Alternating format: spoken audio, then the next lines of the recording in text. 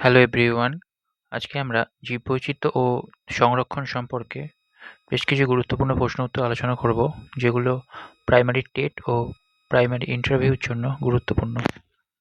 প্রথম প্রশ্ন, জীববৈচিত্র্য বা বায়োডাইভার্সিটি শব্দটি প্রথম কে ব্যবহার করেন?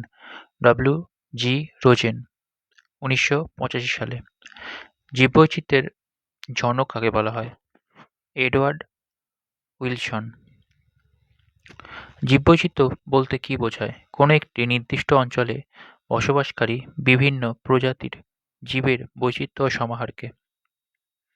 জীববৈচিত্র্য কয় প্রকার? 3 প্রকার: জিনগত বৈচিত্র্য, প্রজাতিগত বৈচিত্র্য এবং বাস্তুতান্ত্রিক বৈচিত্র্য। আলফা বৈচিত্র্য কী?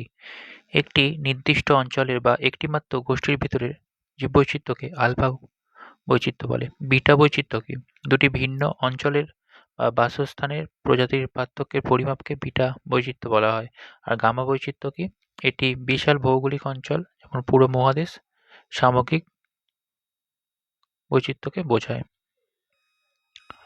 বায়োডাইভার্সিটি হটস্পট শব্দটি কে প্রথম ব্যবহার করেন? নরম্যান মায়ার্স, 1988 সালে। ইনসিটু সংরক্ষণ কী?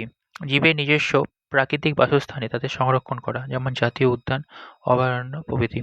আর এক্সিটু সংরক্ষণ কী? জীবের প্রাকৃতিক বাসস্থানের বাইরে কৃত্রিমভাবে সংরক্ষণ করাকে এক্সিটু সংরক্ষণ বলে, যেমন চিড়িয়াখানা, বোটানিক্যাল গার্ডেন প্রভৃতি। জাতীয় উদ্যান কী? কেন্দ্রীয় সরকারের তত্ত্বাবধানে সংরক্ষিত এলাকা যেখানে বন্যপ্রাণী ও প্রাকৃতিক পরিবেশ আইনত সংরক্ষিত। অভয়ারণ্য কী? এমন এলাকা যেখানে কোনো নির্দিষ্ট প্রজাতির প্রাণীর ওপর গুরুত্ব দিয়ে সংরক্ষণ করা হয়। ভারতের প্রথম বায়োস্ফিয়ার রিজার্ভ কোনটি? Nilgiri biosphere reserve, 1986। ভারতের প্রথম জাতীয় উদ্যান কোনটি? জিম করবেট জাতীয় উদ্যান, উত্তরাখণ্ড। ক্রায়োপ্রিজারভেশন কী?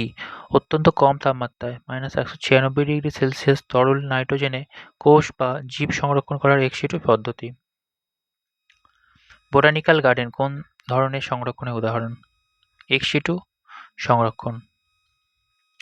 ভারতের বৃহত্তম জাতীয় উদ্যান কোনটি? হেমিস জাতীয় উদ্যান, এটি লাদাখে অবস্থিত। পশ্চিমবঙ্গের মোট জাতীয় উদ্যান কয়টি? 6টি: সুন্দরবন, জলদাপাড়া, গরুমারা, নেওড়া ভ্যালি, সিঙ্গলীলা ও বক্সা। পশ্চিমবঙ্গের রাজ্য পাখির নাম হচ্ছে শ্বেতকণ্ঠ মাছরাঙা। জলদাপাড়া কিসের জন্য বিখ্যাত? একশৃঙ্গ গন্ডারের জন্য। ভারতের জাতীয় জলজ প্রাণী কোনটি? গাঙ্গেয় ডলফিন। কাজিরাঙা জাতীয় উদ্যান কোথায় অবস্থিত? অসমে। গির অভয়ারণ্য কিসের জন্য বিখ্যাত? এশীয় সিংহের জন্য। রণথম্ভোর জাতীয় উদ্যান কোথায় অবস্থিত? রাজস্থানে। পাখিরালয় বা বার্ড স্যাংচুয়ারি হিসেবে পশ্চিমবঙ্গের কোনটি পরিচিত? রায়গঞ্জ অভয়ারণ্য, যেটিকে কুলিক পাখিরালয় বলা হয়। IUCN এর সদর দপ্তর কোথায়? সুইজারল্যান্ড। CITES এর কাজ কি? বিভিন্ন বন্যপ্রাণী ও উদ্ভিদের আন্তর্জাতিক বাণিজ্য নিয়ন্ত্রণ করা। WWF world wide fund for nature এর প্রতীকচিহ্ন কি? জায়ান্ট পান্ডা। ভারতের জীববৈচিত্র্য আইন কবে পাস হয়? 2002 সালে।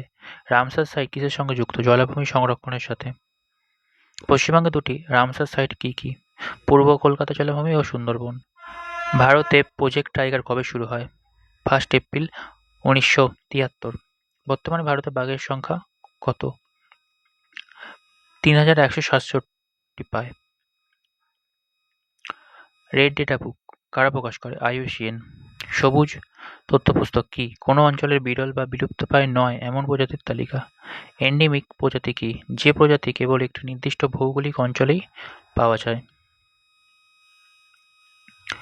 পরের প্রশ্ন, ভারতকে কেন মেগাডাইভার্সিটি দেশ বলা হয়? বিশ্বের অধিকাংশ প্রজাতির জীবের একটি বড় অংশ ভারতে পাওয়া যায় বলে ভারতকে মেগাডাইভার্সিটি দেশ বলা হয়। বিশ্বে মোট কটি বায়োস্ফিয়ার হটস্পট আছে? 36টি। ভারতের 4টি জীববৈচিত্র্য হটস্পট কী কী? হিমালয়, পশ্চিমঘাট পর্বত, ইন্দো-বার্মা অঞ্চল এবং সুন্দারল্যান্ড। শকুনের হ্রাসের প্রধান কারণ কী?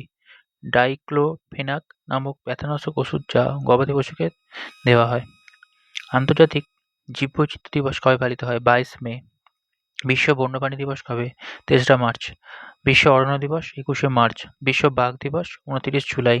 স্কুলের শিশুদের জীববৈচিত্র্য সম্পর্কে কীভাবে ধারণা দেবেন? বাগান তৈরি, বিভিন্ন গাছের পাতা সংগ্রহ বা আশেপাশের পশু পাখি পর্যবেক্ষণ করার মাধ্যমে। জৈব সার ব্যবহারের গুরুত্ব কী? এটি মাটির জীববৈচিত্র্য ও উর্বরতা বজায় রাখে, যা রাসায়নিক সার নষ্ট করে দেয়। প্লাস্টিক কীভাবে জীববৈচিত্র্যের ক্ষতি করে? প্লাস্টিক মাটিতে মিশে অণুজীবের ক্ষতি করে এবং সামুদ্রিক বা বন্য প্রাণীরা এটি খেয়ে মারা যায়। সুন্দরবনের জীববৈচিত্র্য রক্ষার প্রধান চ্যালেঞ্জ কী? লবণাক্ততা বৃদ্ধি, বিশ্ব উষ্ণায়ন এবং চোরা শিকারি। JFM এর পুরো নাম কি? জয়েন্ট ফরেস্ট ম্যানেজমেন্ট, যৌথ বন ব্যবস্থাপনা। লাস্ট প্রশ্ন, কিয়োটো প্রোটোকল কি জীববৈচিত্র্যের সাথে সরাসরি যুক্ত? সরাসরি নয়, এটি জলবায়ু পরিবর্তনের রোধে কাজ করে, যা পরোক্ষভাবে জীববৈচিত্র্যকে রক্ষা করে।